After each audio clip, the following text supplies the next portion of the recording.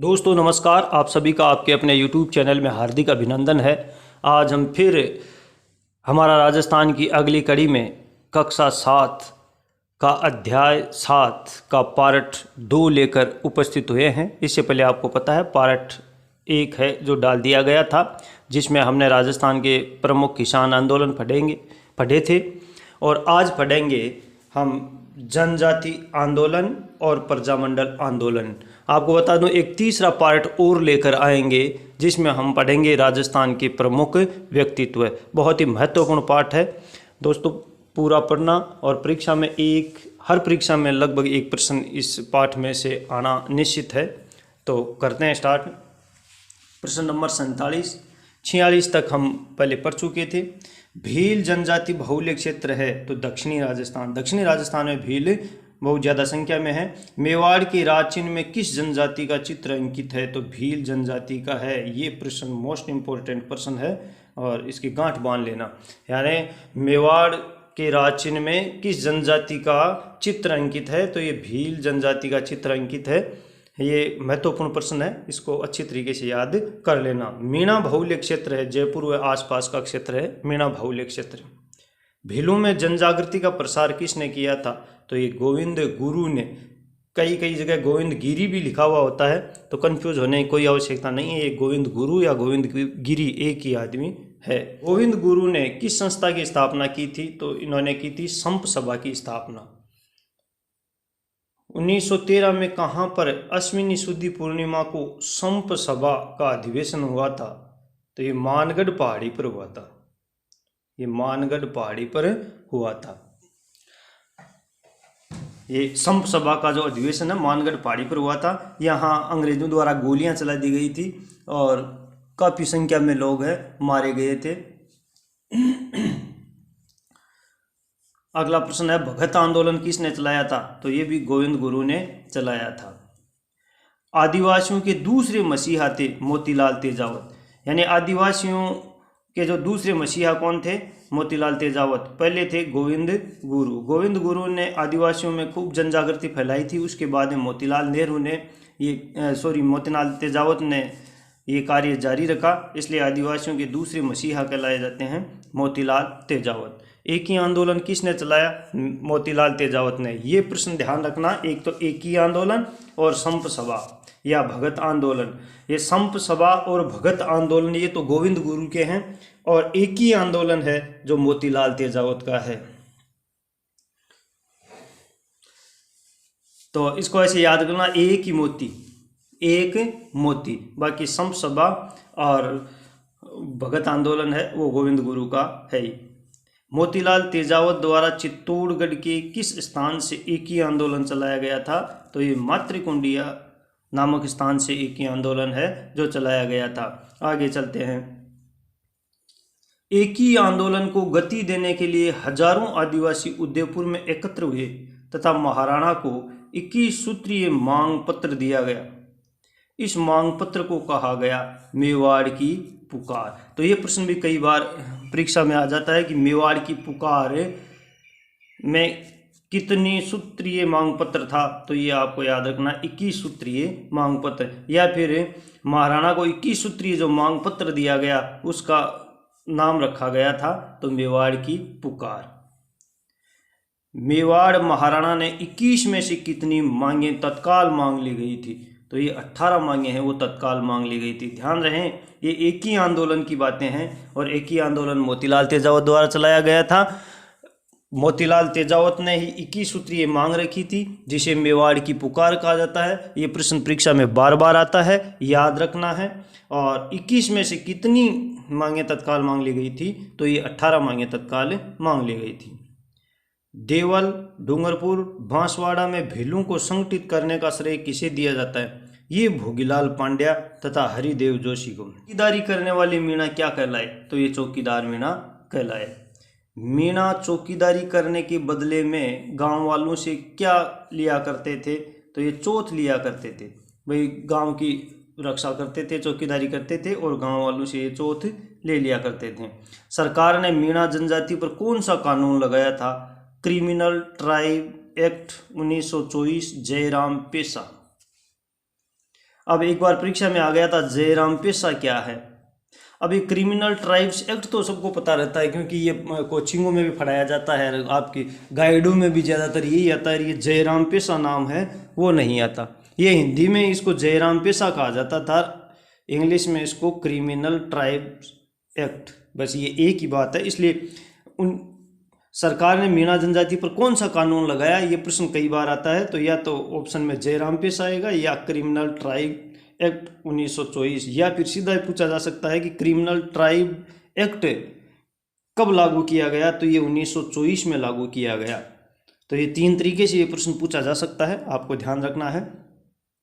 अगला प्रश्न है, क्रिमिनल ट्राइब्स एक्ट में कितनी आयु से अधिक की महिला और पुरुष को प्रतिदिन थाने में उपस्थिति देनी होती थी, तो ये 12 वर्ष से अधिक उम्र के लोगों को प्रतिदिन थाने में उपस्थिति देनी पड़ती थी। हाँ कि भाई मैं हूँ, मैंने कोई भी अपराध नहीं किया है, हमेशा उनको ये उपस्थिति देनी पड़ती थी, तो काफ़ी तकलीफ होती थी। अगला प्रश्न है, जयराम पेशा कानून कब समाप्त किया गया। जयराम पेशा कानून कब समाप्त किया गया, तो ये 1952 में समाप्त किया गया था। जयराम पेशा लागू किया गया था 1924 में और समाप्त किया 1952 में। दोनों सन याद रखने हैं, दोनों ही महत्वपूर्ण हैं। अगला प्रश्न देखते हैं। अब भाई ये था अपना अब तक जनजाति आंदोलन, जो आपकी कक्षा 7 की किताब के अध्याय नंबर 7 में दे रखे हैं। और इसके आगे हम पढ़ेंगे प्रजामंडल। जो जितने प्रश्न किताब में दे रखे हैं, यानी किताब से जितने प्रश्न बनते हैं वो सारे के सारे निकाल कर आपको इसमें दे दिए गए हैं, कि अलग से किताब पढ़ने की कोई आवश्यकता नहीं है। राजस्थान में होने वाली प्रत्येक भर्ती में जहां राजस्थान का जिक्र किया था, उसमें 70 से 80% तक प्रश्न इन्हीं किताबों से पूछे जाते हैं। तो चैनल पर यदि नए हैं तो चैनल को सब्सक्राइब कर लें, और वीडियो अच्छा लगे तो लाइक करें। अगला प्रश्न है, प्रजामंडल का अर्थ है प्रजा का मंडल अथवा संगठन। किसी स्थान पर जन आंदोलन तभी आरंभ हो सकता है जब वहाँ की जनता तैयार हो, ये कथन किसका है, तो ये कथन है पंडित जवाहरलाल नेहरू का। ये बात भी आपको ध्यान रखना है कि किसी स्थान पर जन आंदोलन तभी आरंभ होता है जब वहाँ की जनता तैयार हो, तो ये कथन पंडित जवाहरलाल नेहरू का है। प्रजामंडलों के द्वारा जन आंदोलन के संचालन का दायित्व किसे दिया गया, तो ये जनता को दिया गया था। ध्यान रखें, प्रजामंडल दो बनाए गए, यानी प्रजामंडल क्या था, प्रजा का मंडल अथवा संगठन था, और इसका संचालन भी प्रजा को यानी जनता को ही सौंप दिया गया था कि जनता ही इसका संचालन करेगी।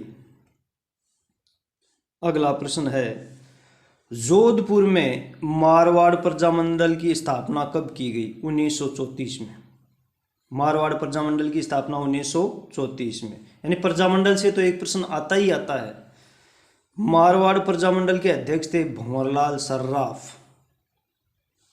मारवाड़ लोक परिषद का गठन कब हुआ, 1938 में। यहाँ कंफ्यूज ये करते हैं कि मारवाड़ लोक परिषद कब और मारवाड़ प्रजामंडल, ये दोनों प्रश्न आपको अच्छी तरीके से याद रखने हैं। मारवाड़ प्रजामंडल 1934 में और मारवाड़ लोक परिषद 1938 में, दोनों अलग अलग प्रश्न हैं, ध्यान रखना है। परीक्षा में कंफ्यूज करता है, कई बार 1934 ही याद रख लेते हो और प्रश्न पूछ लिया जाता है लोक परिषद, और फिर आपका प्रश्न है जो आते हुए भी गलत हो जाता है। इसलिए इसको अच्छी तरीके से याद रखना है। जोधपुर में मारवाड़ प्रजामंडल की स्थापना कब की गई, तो ये की गई 1934 में, और मारवाड़ लोक परिषद की स्थापना 1938 में। मारवाड़ लोक परिषद का अध्यक्ष कौन था, रणछोड़दास गट्टारी। दोनों प्रश्न कंफ्यूज करते हैं। मारवाड़ प्रजामंडल की स्थापना 1934, लोक परिषद की स्थापना 1938। मारवाड़ प्रजामंडल के अध्यक्ष थे भंवरलाल और परिषद के अध्यक्ष थे रणछोड़ भट्ट। ये दोनों ही आपको याद रखने हैं, दोनों ही कंफ्यूज करने वाले प्रश्न हैं। प्रजामंडल आंदोलन को गति देने के लिए किसकी स्थापना की गई, तो ये मारवाड़ लोक परिषद की स्थापना की गई थी। यानी जो प्रजामंडल 1934 में बना दिया था, उसको गति प्रदान करने के लिए मारवाड़ लोक परिषद की स्थापना की गई। मारवाड़ लोक परिषद का अध्यक्ष रणछोड़ दास भट्टारी को बनाया गया और मारवाड़ प्रजामंडल का अध्यक्ष भंवरलाल सर्राफ को बनाया गया था। अब आपको याद रखना है तो रखना ही है कि प्रजा भंवर है, प्रजा है वो भंवर में फंस जाती है, तो प्रजामंडल है वो भंवरलाल सर्राफ, और परिषद तो रणछोड़ होते हैं। जो परिषद में जाते हैं वो क्या होते हैं, रणछोड़ होते हैं। इस तरीके से इनको याद रखना है। प्रजामंडल आंदोलन को गति देने के लिए किस संस्था की स्थापना की गई, मारवाड़ लोक परिषद की। दोस्तों जहाँ ज़्यादा ज़रूरत होती है प्रश्न की वहाँ थोड़ा सा समय देता हूँ, बाकी बहुत ही जल्दी जल्दी आपको बताता हूँ कि आपका समय खराब ना हो। जयपुर प्रजामंडल की स्थापना कब की गई, ये 1931 में की गई, सबसे पहला प्रजामंडल था। जयपुर प्रजामंडल की स्थापना किन के प्रयासों से की गई, तो कर्पूर चंद्र पाटनी एवं जमनालाल बजाज के प्रयासों से जयपुर प्रजामंडल की स्थापना की गई थी 1931 में। किताब से जितने प्रश्न बनते हैं एक एक लाइन में निकाल कर आपको दिए जा रहे हैं।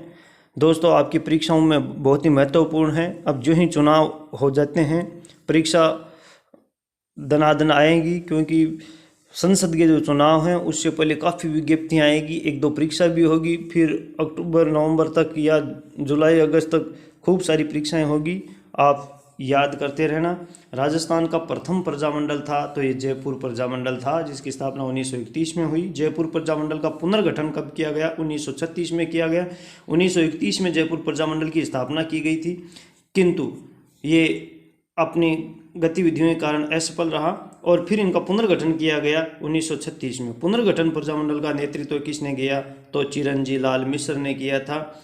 जयपुर प्रजामंडल की स्थापना 1931 में हुई थी और इसकी अध्यक्षता की थी कर्पूर चंद्र पाटली ने, लेकिन 1936 में पुनर्गठन किया गया, तब चिरंजी लाल मिश्र ने इसकी अध्यक्षता की थी। दोनों महत्वपूर्ण है, दोनों कन्फ्यूज करते हैं, याद रखना। 1931 में हुई थी तब कर्पूर चंद पाटनी थे, 1936 में पुनर्गठन हुआ था तब चिरंजी लाल मिश्र था। क्यों जोर दे रहा हूँ कि ये प्रश्न आपको आ रहे हैं फिर भी परीक्षा में गलत हो जाते हैं, गलत होने के चांस ज़्यादा होते हैं, आते आते गलत हो जाते हैं, तब बड़ा धोखा होता है, इसलिए ये प्रश्न गलत नहीं करने हैं। आगे देखते हैं। जयपुर प्रजामंडल के पुनर्गठन के बाद जमनालाल बजाज की अध्यक्षता में पहला अधिवेशन कब हुआ था, 1938 में। जयपुर प्रजामंडल की स्थापना हुई थी 1931 में, तब थे कर्पूर चंद पाटनी अध्यक्ष। 1936 में पुनर्गठन हुआ, तब चिरंजी लाल मिश्र थे अध्यक्ष। और पुनर्गठन के बाद एक अधिवेशन हुआ था, पहला अधिवेशन जो 1938 में हुआ था, और इसकी अध्यक्षता की थी जमनालाल बजाज ने। तीनों सन याद रखने हैं और तीनों के अध्यक्ष भी याद रखने हैं। जमनालाल बजाज के बाद जयपुर प्रजामंडल के अध्यक्ष कौन बने, तो हीरालाल शास्त्री बने।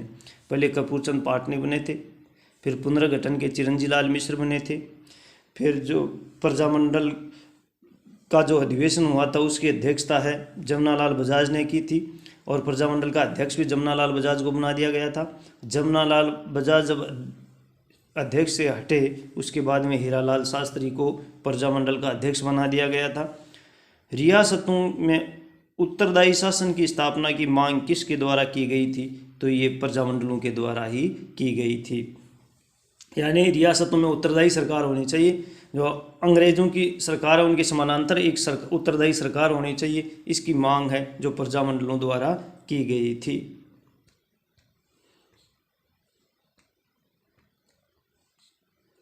अगला प्रश्न है, मेवाड़ प्रजामंडल की स्थापना कब की गई, तो ये 24 अप्रैल 1938 को की गई थी। ये जो पीछे अभी सेकंड ग्रेड का जो पेपर रद्द हुआ था उसमें ये प्रश्न पूछा गया था कि मेवाड़ प्रजामंडल की स्थापना कब हुई, 24 अप्रैल 1938 में। मेवाड़ प्रजामंडल की स्थापना किसने की, तो ये बलवंत सिंह मेहता ने की थी। मेवाड़ प्रजामंडल में प्रमुख भूमिका थी माणिक्यलाल वर्मा की। बीकानेर प्रजामंडल की स्थापना की गई, ये 1936 में की गई थी। बीकानेर प्रजामंडल की स्थापना किसके द्वारा की गई, तो ये मग्घाराम वैद्य और लक्ष्मणदास स्वामी के द्वारा की गई थी। अगला प्रश्न है, बीकानेर प्रजामंडल का खुला अधिवेशन कब व कहाँ किया गया? तो 30 जून 1946 को रायसिंह नगर में किया गया था। हाड़ौती प्रजामंडल की स्थापना किसने की? पंडित नैनूराम ने। पंडित नैनूराम ने हाड़ौती प्रजामंडल की स्थापना किसके सहयोग से की? अभिन हरि व तनसुखलाल के सहयोग से। देखिए ये प्रश्न कई बार आता है, ये हाड़ौती प्रजामंडल का संबंध है। ऑप्शन 4 आते हैं, नैनूराम आता है एक, तो उसमें नैनूराम उत्तर हो जाता है, लेकिन कई बार नैनूराम नहीं आता और अभिन हरि दे दिया जाता है। तो ये कई बार प्रश्न आया है ऐसा कि जहाँ नैनूराम का नाम ना आकर केवल अभिन हरि का नाम आ जाता है, तो आपको वहाँ अभिन हरि को ही सही करना है। कोटा में पंडित नैनूराम की अध्यक्षता में प्रजामंडल का अधिवेशन कब हुआ? तो 1939 में हुआ था। अब आपको बता दूं कि हाड़ौती जो प्रजामंडल है उसकी स्थापना हुई थी 1934 में। आपकी किताब में नहीं दे रखा है, लेकिन फिर भी आपकी कन्फ्यूज को मिटाने के लिए थोड़ा सा बता दूं, 1934 में हुई थी हाड़ौती प्रजामंडल की स्थापना। क्योंकि ये प्रश्न भी कई बार पूछा जाता है, आपने पढ़ा है 1939, तो आप थोड़ी सी कंफ्यूज हो जाते हो। तो जो हाड़ौती प्रजामंडल है उसकी स्थापना भी नैनूराम ने की थी और कोटा प्रजामंडल की स्थापना भी नैनूराम ने की थी। हाड़ौती प्रजामंडल की स्थापना 1934 में की थी, लेकिन ये असफल रहा था। इसके कारण फिर कोटा प्रजामंडल की स्थापना की थी 1939 में, जिसकी अध्यक्षता अभी नैनूराम ने की थी। तो ये प्रश्न भी आपको जो कंफ्यूज करने वाले हैं ये भी याद रखने हैं। दोस्तों आज के लिए इतना ही, धन्यवाद।